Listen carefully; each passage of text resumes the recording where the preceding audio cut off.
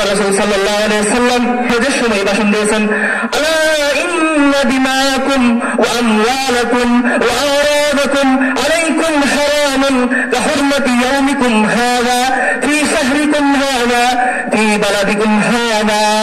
হে দুনিয়ার মানুষ, হে আমার সাহাবায়ে কেরাম, তোমরা জেনে রাখো, আলা ইন্না দিমাকুম, তোমাদের রক্ত পরস্পরে, তোমাদের রক্ত হারাম। কেউ কাউকে জুলুম করতে পারবে না, কেউ কাউকে হত্যা করতে পারবে না, কেউ কাউকে অন্যায়ভাবে আঘাত করতে পারবে না। আলা ইন্না দিমাকুম ওয়া আমওয়ালাকুম, জেনে রাখো, খবরদার, নিশ্চয়ই কেউ কারো মাল গ্রাস করতে পারবে না, অন্যায়ভাবে তার মাল আত্মসাৎ করতে পারবে না।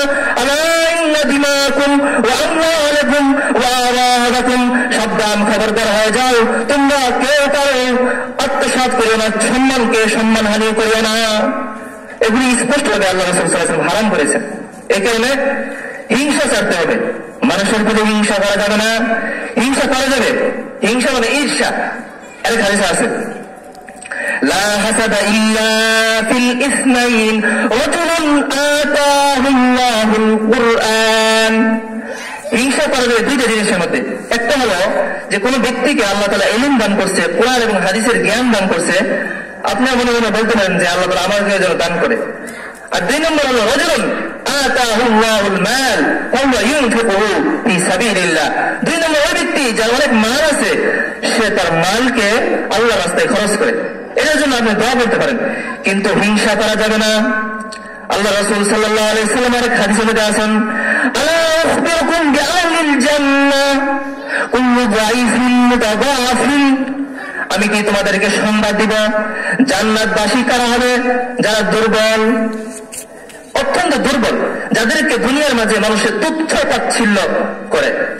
মানুষ দেখতে পারে না এই লোকটার কাছে মাল নাই, টাকা নাই, কিন্তু না, ওই লোকটা আল্লাহর কাছে অনেক দামি।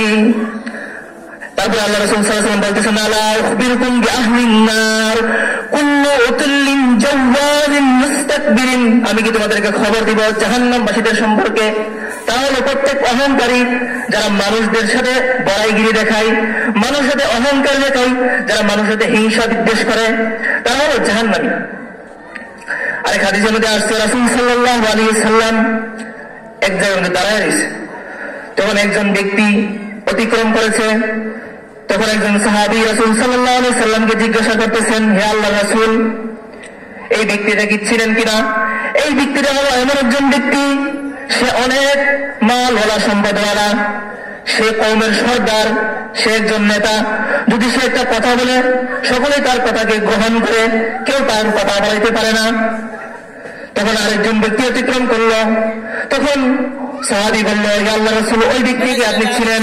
ওই ব্যক্তিরা হলো আমাদের এই কওমের একবারে সর্বনিকৃষ্ট একটা লোক, তার কোনো মাল সম্পদ নেই, তার কোনো মাল সম্পদ নেই, তার কোনো সম্পদ নেই, তার কোনো সম্মান নেই। তখন আল্লাহ রাসূল সাল্লাল্লাহু আলাইহি ওয়াসাল্লাম বলছেন, যে ব্যক্তিরা দুর্বল, হাযা খায়রুম মিন মিলইল আরদি হাযা, এই ব্যক্তিটা হলো প্রথম যে ব্যক্তিরা চলে গেছে, যে ব্যক্তিরা শক্তিশালী, যে কওমের সর্দার নেতা, তার সম্পদ আছে, তার মাল আছে, ওই ব্যক্তির থেকে দুর্বল ব্যক্তিরা হলো এমন দামি, এই জমিন সমপরিমাণ থেকে ওই ব্যক্তি থেকে উত্তম। এই কারণে কোনো মানুষকে তুচ্ছ তাচ্ছিল্য করা যাবে না, এটা স্পষ্ট হবে হারাম। এগুলি কোথা থেকে হয়? এগুলি অন্তর থেকে হয়। এই কারণে আল্লাহ রাসূল পাঠাইছে, আল্লাহর নবীকে পাঠাইছে আল্লাহ তাআলা, ওয়ায়ুযাক্কিহিম, আত্মাকে পবিত্র করার জন্য।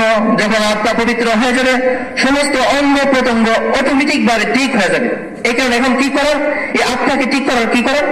যখন আমরা একজন অসুস্থ হয়, আমরা অ্যাক্সিডেন্ট করি, তখন অপারেশন করার মাধ্যমে এগুলো আস্তে আস্তে ভালো হয়। ঠিক তত আল্লাহ তাআলা চিকিৎসা দিয়ে দিছে। কি আল্লাহ তাআলা নিজে বলতেছেন কোরআনের মধ্যে, ইয়া আইয়ুহাল্লাযীনা আমানুত্তাকুল্লাহা ওয়া কুনু মাস-সাদিকিন, হে ঈমানদারগণ, তোমার আত্মার মধ্যে যেই রোগ আছে, ব্যাধি আছে, এই আত্মার চিকিৎসা হলো তুমি আল্লাহ তাআলাকে সর্বপ্রথম ভয় করো।